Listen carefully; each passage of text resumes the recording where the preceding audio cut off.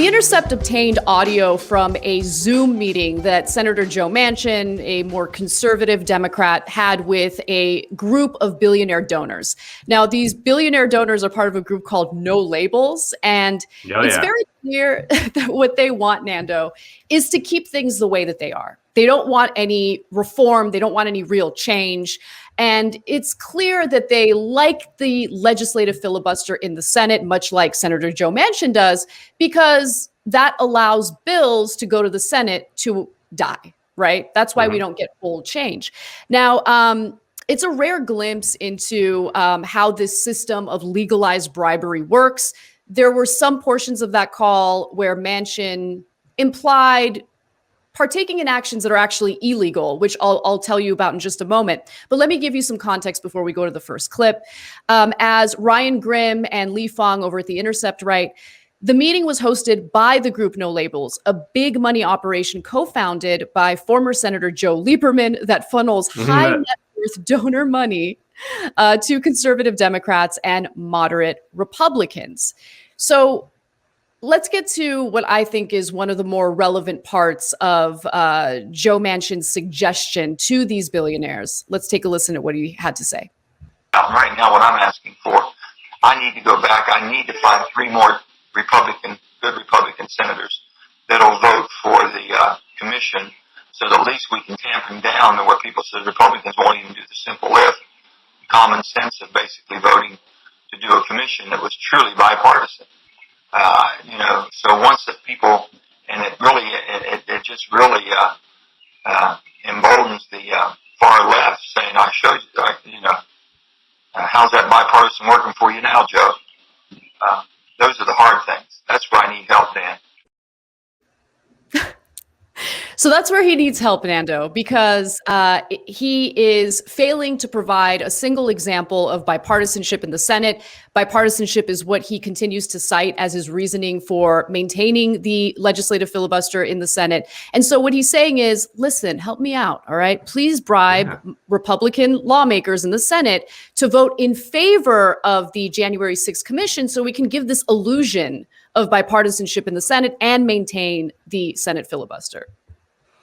Yeah, bipartisanship, baby. Bipartisanship, we've talked about it in the past. Bipartisanship sucks. It's the worst thing ever because any bill that is bipartisan is by definition like going to be awful. Like there's just no good bills that are bipartisan.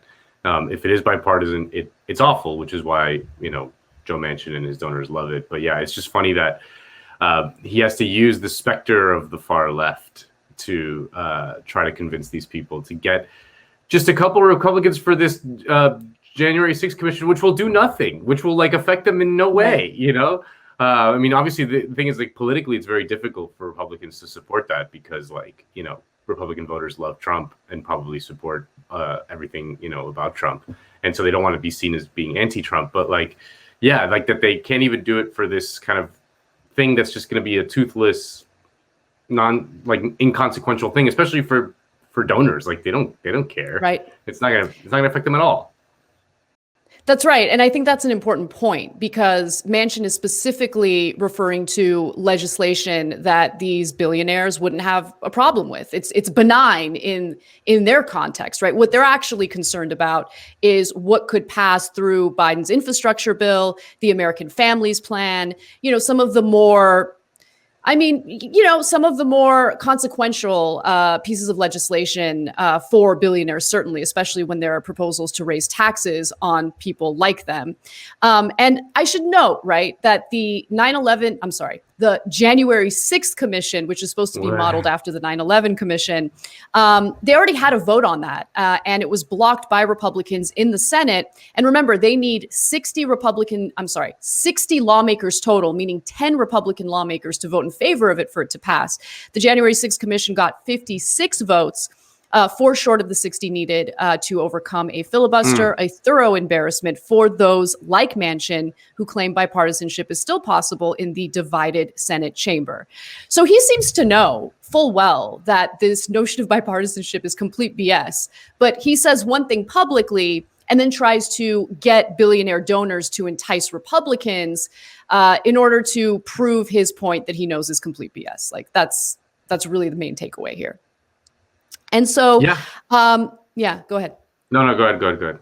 Good. So there's one other video, and this goes Yes. to the possible illegality of what Manchin is suggesting.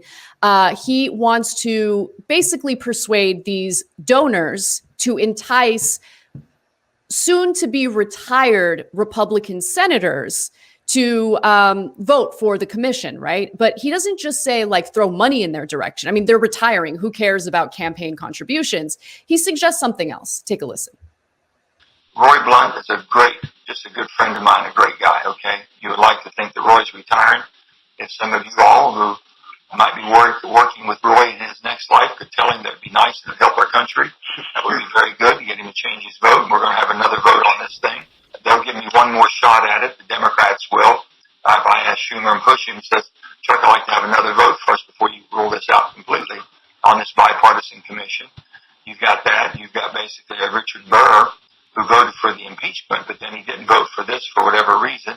And I know he thought because we're doing all these other commissions, it's not really truly doing a bipartisan commission out of the political realm that we're in right now.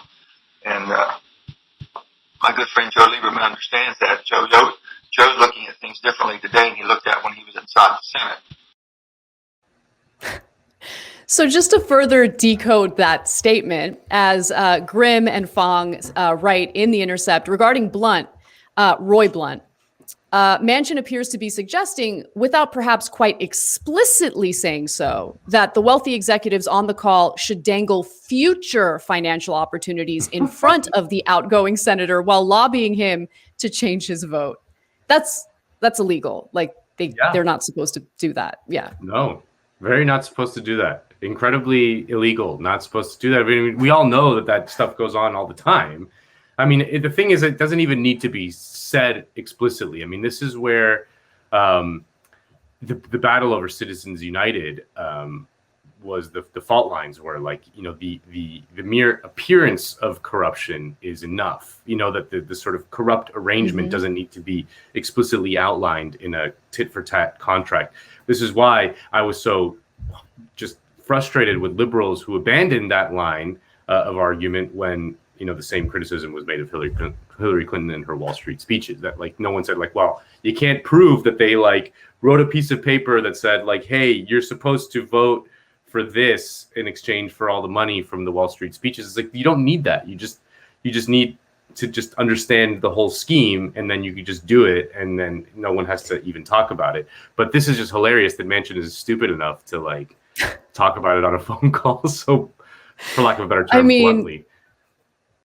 It is pretty incredible. And, you know, I can't help but think of a wonderful political scientist that Cale Brooks actually turned me on to. He's no longer with us, unfortunately, but Peter Mayer.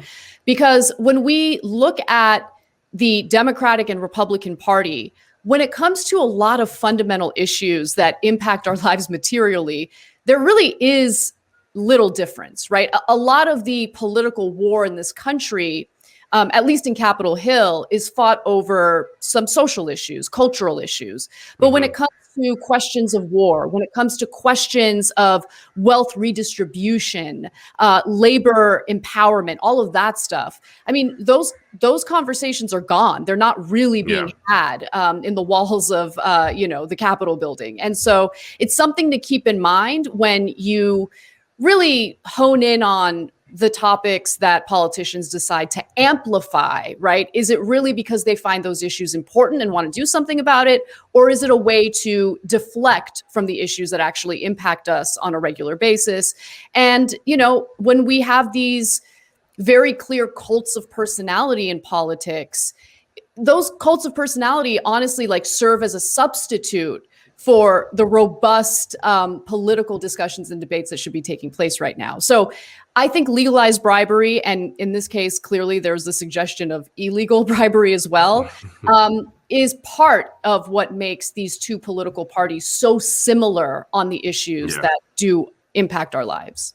Yeah, I mean the revolving door is just, you know, it's so flagrant. It's just so, if people, like, really understood just how flagrant it was, it would horrify everyone, because it is just absolutely disgusting the amount of money that these people can make after leaving office. Like they essentially become millionaires if they aren't millionaires already. Yeah. So. Well, most of them are in Congress. And I remember doing a segment on this show about representation in Congress, and it was about representing the working class, right? Because if you look at, and also look, Manchin isn't going to have any type of pushback. There will be no consequences for what he suggested in that leaked call, right? No. But the reason why, and the reason why I say that is because there's literally insider trading happening in the Senate as we speak. Like, their stock portfolios outperform the stock market. It's insane, right? And it's because they're the ones who decide on legislation that impacts the very businesses that they're invested in. I mean, the corruption is much more widespread, and it's not just like campaign donations. It happens in so many other ways. The revolving door, the kind of jobs that are provided for these people after they're, done with Congress. The campaign donations, and also the fact that they can invest in individual stocks. Like, it's amazing to me that that's allowed. But that's our system. I'm trying to imagine like a leaked phone call of Bernie putting pressure on some senator, being like, listen, I can offer you athletic director at the Burlington YMCA. Okay. Like, it's got stable job with good benefits. It's got a great hot dog stand on the corner that you could just, and it's just a wonderful, I love it. This one time, I wasn't there, but this one time he had dinner with Cenk and a few other people from TYT. And, it was a nice restaurant, apparently. And so they wanted to buy him dinner. And when it came to him, they're thinking like he's going to order a steak or something. He's like, spaghetti and meatballs. And he just wanted spaghetti and meatballs. And it's such a Bernie thing. Like, I love it. Oh, yeah.